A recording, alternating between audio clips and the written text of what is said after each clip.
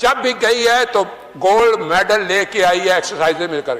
تو اس لیے جناب اسپیکر یہ بات واضح کر دینی چاہیے ہماری قوم یکجا ہے. میں ان سب سے کہوں گا کہ مل کے چلو اور اپنے رب سے رجوع کرو.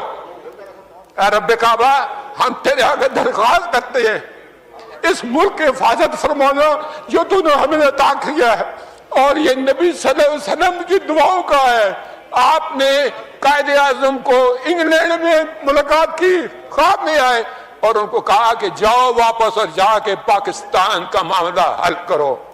آپ خان افقلات کو خواب میں آ کے یہ حکم دیا کہ تم نے پاکستان کی سرنا ہے, یہ ملک بن کے رہے گا اور تم نے تو یہ ایسا بڑا معجزہ ہے کہ اللہ پاک نے یہ ہمیں عطا کیا ہے, اور اللہ پاک اس ملک کی حفاظت فرمائیں گے.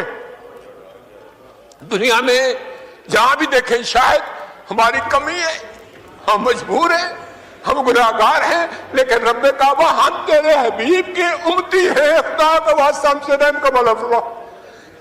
آپ چلے جائیں ادھر فلسطین میں چلے جائیں, کشمیر میں چلے جائیں, جہاں بھی جائیں گے مسلمانوں کے ساتھ وہ ایسے رو رہا ہے جو ہم سوچ بھی نہیں سکتے ہیں. تو ہمیں معاف کر دے, ہم تیرے آگے سر جھکاتے ہیں, معافی مانگتے ہیں.